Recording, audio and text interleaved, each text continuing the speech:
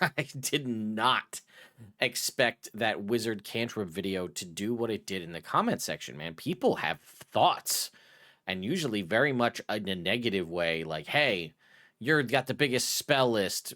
Quit crying about it. And we're going to talk about that with the spreadsheet that I built that will explain it all in great detail.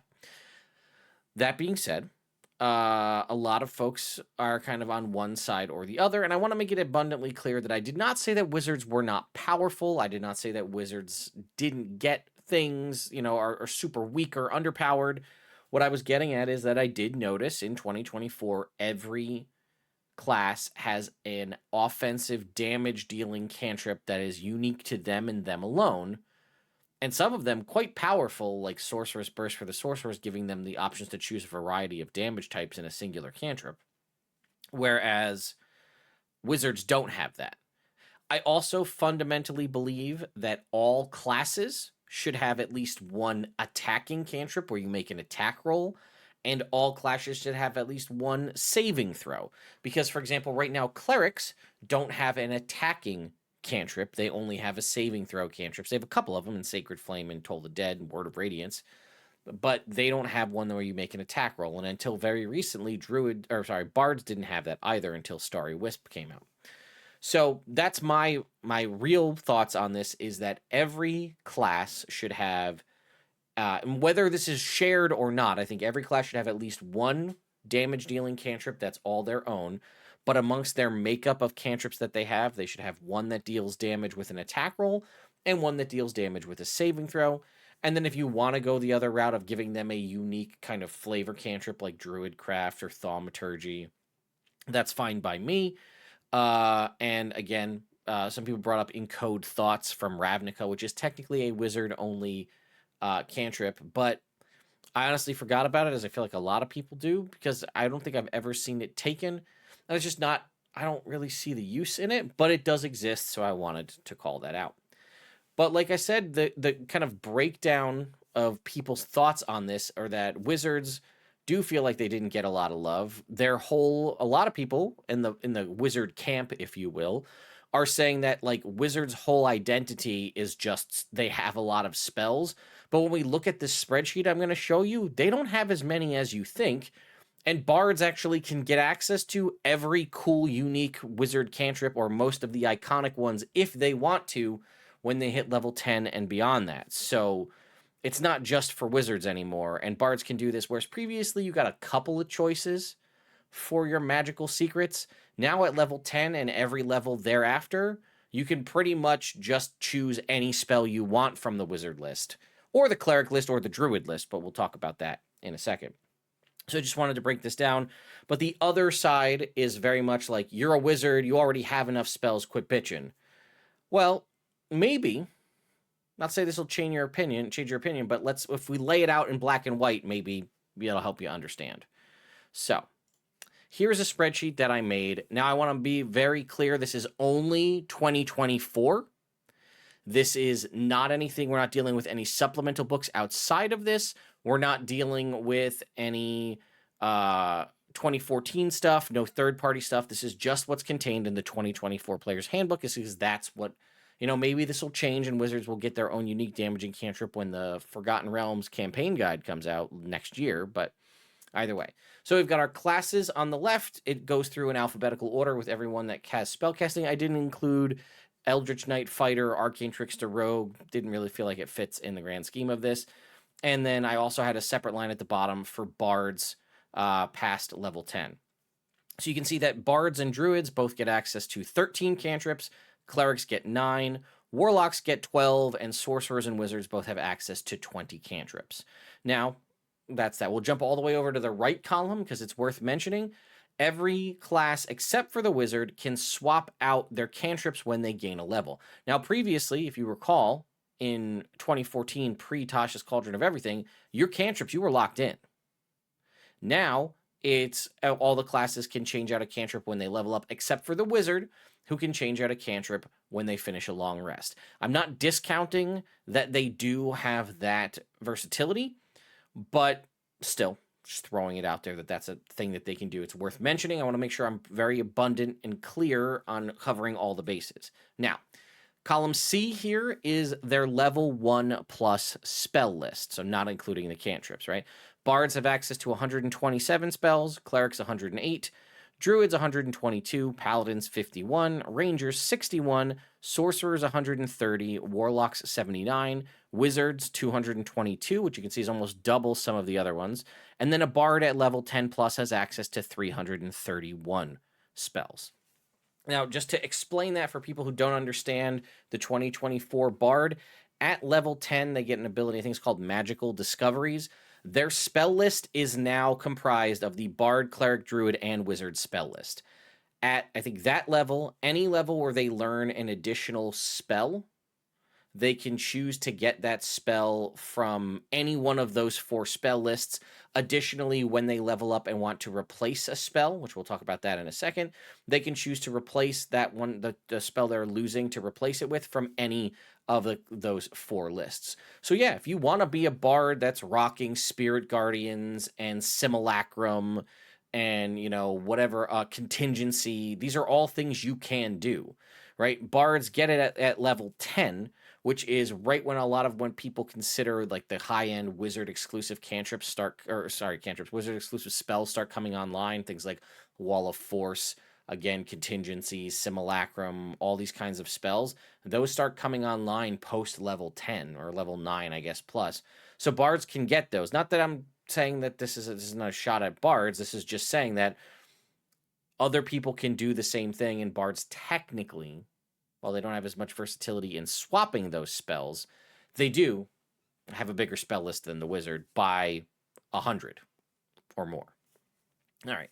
Then we got to talk about, we went to the maximum you could possibly be, level 20. How many spells prepared per day? So here's the thing, right? You can have as big a spell list as you want. You could have access to every single spell in the game. If you don't have the ability to prepare, if you can only prepare a certain amount of spells per day, that's all you're going to have access to. So the bards, now also worth pointing out, in 2024, you are given a set number. In 2014, it used to be like half your level plus your spellcasting modifier, or your spellcasting modifier plus your level to figure out what your, the number of spells prepared, or they just gave you a number like they did for like Bard and Ranger and Sorcerer. Now everybody has a static number regardless. So for things like the Bard, Cleric, and Druid, and Sorcerer, that is 22. So at level 20, they have 22 spells prepared. And the Paladin and the Ranger have 15. The Wizard has 25. So technically, if you look at just base class with nothing else, the Wizard can prepare the most spells per day in 25. Now, with the Bard, the only way for them to get more than 22 prepared is, say, the Lore Bard at level 6 gets 2 spells from the Cleric, Druid, or Wizard list that are always prepared. We're also not counting any species traits that give you extra spells. But it is worth mentioning that things like, say, the Glamour Bard does get, I think, Charm Person, Mirror Image, and Command all prepared automatically, so it can go up to 25 auto-prepared that way. Now, the Cleric, for example, all Cleric domains, at least all the ones in this book, and seemingly what we've seen in the past, all get an additional 10 auto-prepared spells every day from their domain. So, a Cleric has, at level 20, 32 spells prepared per day, which is 7 more than the Wizard gets access to. Druid is a weird choice because they went all over the place on this. It's 22 from the base. If you choose the Circle of Land Druid, you get an additional 5 level 1 plus spells prepared per day, but you have 4 different lands you can choose from that each provide 5 different spells, and you can swap those on a long rest. So you can get access to, you'll have at minimum 27 spells prepared per day if you are a land druid, but you have a total of 20 that you can cycle through every long rest to make up that 27. So there's that. If you choose the moon druid, you get an additional 5 prepared from a specific list, so 27. If you're a Circle of the Sea Druid, you get an additional 10 spells, so you're back up there meeting the Cleric with 32 spells prepared per day. And the Circle of Stars Druid, for whatever reason, only gets 1 extra spell prepared per day, and that's Guiding Bolt. which is weird. Just the differences are crazy. Paladin gets 15 from the base class, but Paladins also get oath spells. They get 10 oath spells. So Paladins, all oaths in this book get an extra 10 spells. Paladins can prepare the same amount of spells per day as the wizard in 25. The ranger gets 15 base, but some of the subclasses, like the Fey Wanderer and the Gloomstalker or whatever, they get an additional 5. So most rangers have 15. Some have 20. And I guess technically, if you go with the 2024 ranger, it gets Hunter's Mark. So it gets that one automatically. So I guess that's 16. The sorcerer gets 22 from its base class, and 3 of the 4 origins in the 2024 Player's Handbook get an additional 10 auto-prepared. Clockwork, Aberrant, and Dragon all get an additional 10 spells prepared. So they get 32 additional spells prepared per day. Wild Magic doesn't get that, which I also thought was kind of dumb, but they get the Wild Magic Surge table, so I guess that's the offset. Warlocks get 15 from their base class. I think I missed them before. Warlocks get 15 from their base class, but now they also get an additional 10 auto-prepared spells from their patron, making them tied with the wizards for 25. Although some of that's beyond that, like Archfey patron technically gets 26 because they had a Misty Step on top of that. So my point is, regardless of the size of the spell list, several other classes are able to access more spells per day on the regular than the wizard, which only has 25. Now, they do get, thankfully, Memorize spell and ability at level 5, which is as part of a short rest. The wizard can change one level plus one, or level plus one spell from their spell book with a different level 1 plus spell from their spell book. So they can swap one spell out potentially with a short rest. Whereas, again, some of these other ones are just going to have an additional 7 more spells than they'll ever have access to. And I also didn't take into consideration here, because there's so many Warlock invocations, which there are several Warlock invocations that just give you a spell at will. Things like Detect Magic, Mage Armor, False Life, right? You can just get extra spells based, but I don't know what you're going to use your invocations for, so I can't technically count it here. Next column is showing you changing out spells, right? How do these classes change out spells? So for the Bard, the Sorcerer, and the Warlock, they can swap out one spell whenever they gain a level. So if they have a spell they don't like or they want a different one, when they gain a level, they can choose that spell and swap it to a different one. The Paladin and the Ranger, now, when they finish a long rest, they can swap out one of the spells that they know for a different one. And then the Cleric and the Druid, when they finish a long rest, they can change out their entire spell list. And when the Wizard finishes a long rest, they can change out their entire spell list. However, it is limited only to the spells contained within their spell book, which I thought was worth mentioning. In the column next to it is the number of spells a wizard gets in their spell book. So 53 is the total number of spells minus some funky things which we'll talk about. You get 6 spells prepared at level 1, 6 spells rather in your spell book at level 1. If you go all the way to 20, you get an additional 38 spells from those 19 levels there. And then the new classes, or the new subclasses in the 2024 Player's Handbook, you get 1 additional spell you can get a total of 9 additional spells tied to your subclass. So if you're an Evoker Wizard, each time you get another level in spells, you can choose and add a free evocation spell to your spell book, totaling out at 53 total spells. Now, Abjuration Wizards do get, they get Dispel Magic and Counterspell automatically prepared. I think one of the other ones, Divination, can get access to See Invisibility. And Illusion Wizard gets Summon Beast and Summon Fey or something like that auto-prepared. So the only one that does, the Evoker Wizard, gets only 53 at, they don't get any extra ones. So my point being, while you might have 222 spells, and you can swap any of those spells out on a long rest, if your DM does not grant you, and I'm going to not say that this is the case, right, but it is purely up to the DM to include spell scrolls enemy wizard spell books or things like that for you to gain access to get additional spells above and beyond the 53 you're granted from just the base class. While you can swap out your entire spell list on a long rest, you are swapping from an entire list of only 53 spells. Whereas your cleric and druid brethren have 108 and 122 spells respectively that they can just swap out entirely depending on how they want. Again, I'm going to say it's probably almost impossible or never heard of where somebody doesn't give the wizard access to spells for them to go get. But it's also a wizard, so you're dependent on gold and time to add those to your spell book, right? You need 50 gold pieces per level of spell and 2 hours to add it to your spell book.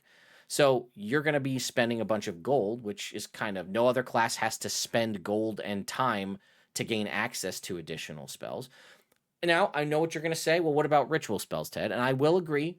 The fact that a wizard can add ritual spells to their spell book and not lock in their 25 prepared spells to do that, that is true. So technically, in some degree, the wizard does get more than 25 spells prepared in that rituals they add to their spell book can be cast without preparing them. That is true. However, there are not that many ritual spells. And again, if we're living in the world where we have a super strict DM that doesn't let us pick anything beyond that initial 53, you're going to be eating up your 53 prepared spells or 53 known spells in your spell book by using rituals. So if we go ahead and take a look at what the rituals are, we can see how many actual ritual spells are available to us as a wizard, just to get an idea so we can make sure we're talking, on the same level here. So there's less than 20. There are less than 20 ritual spells in the entirety for wizards. Let's see. 1, 2, 3, 4, 5, 6, 7, 8, 9, 10, 11, 12, 13, 14, 15, 16, 17, 18, 19. 19 additional spells. So you could take of your 53 spells that you could get, 19 of those could be ritual spells. So you would be able to prepare 25 plus that 19 in theory, but you're cutting very close. You'd have 20, almost half of your spell book would be, or I guess close to a third of your spell book would be ritual spells. And then the rest you'd basically have almost always auto prepared. So you'd have to be careful what level of spells you're taking so you'd have viable usage. And, well, I'll be honest, the ritual spells are a great thing to be able to cast from your spell book. Those are, I say most of these, outside of a couple of pretty popular ones like Detect Magic, Find Familiar, Identify, and maybe like Leonin's Tiny Hut, Rare Telepathic Bond. Most of these, the only benefit of why you're going to want to get them is if you can get them with a scroll, so you're not having to spend one of your limited numbers of level up spells on these, because you can have those spells to choose whatever you want, damaging or utility, and these can just be a thing you can search for after the fact. But like I said, it is dependent on your DM to give those to you. So, like I said, I'm not bitching about the wizard not having access to stuff. My original video was just I wanted them to have their cool identity-based, unique damaging cantrip. But, I've said it before, and I do feel like Wizards' whole their identity in the world of Dungeons & Dragons 5th edition 2024, especially in the base class, and even in some instance in 2014, is just you have a lot of spells. But when you look at kind of it all broken out, you don't have that many, and bards technically get more, and they get a lot more stuff in their base class, right? They get bardic inspiration, they get counter charm, they get expertise, they get, magical secrets, and we had the fact that spell mastery, one of our most powerful abilities at level 18 that let us pick one first level spell and second level spell and cast it infinitely without expending a spell slot, was nerfed to now only be action spells, which the biggest options everybody used to take was Misty Step as your level 2 spell and Shield as your level 1 spell. So you could have infinite shields without spending spell slots and teleportation. But they made it so it's only spells that you can use with an action now. So that's gone.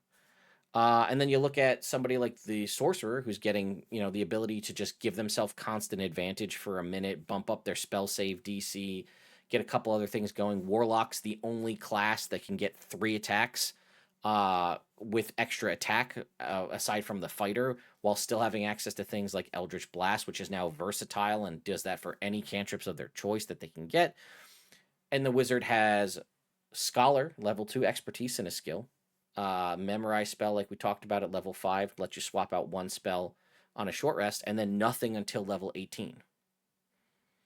So, yeah, maybe I'm bitching about something that doesn't need to be bitched about, but I would have liked, like many other people said in the comments, we had the concept of create spell and modify spell. 2 things that were announced in the Unearthed Arcana, which was the ability to change aspects of an existing spell. And then when you get to a high enough level, you could take that altered version of that existing spell and just make it its own unique spell. So I could say I want to take Fireball and make it lightning damage. And then I could modify spell. And if I was a high enough level, I could create spell, turn that into a scroll, and then copy that scroll into my spell book. And now I have Lightning Ball as a spell. That's not game breaking, I don't think. But it's a thing that was there. That was a really cool, unique thing for wizards, the ability to alter and use their arcane knowledge to change the aspects of spells, which was something kind of handled by the scribes wizard, kind of giving that more to every wizard. But I thought that was a neat option, and then they pulled it away. So, I mean, you could just bring that back. But yeah, I thought I'd throw it out there. So who knows what we'll see going forward. Some people said they wanted detect magic and identify to just be wizard only. That helps a little bit. And like honestly, if you made identify a cantrip for wizards, does it really hurt that much if identify is a cantrip as opposed to a level 1 spell with a ritual? Who knows? Let me know your thoughts and opinions in the comments down below. I'll see you all next time.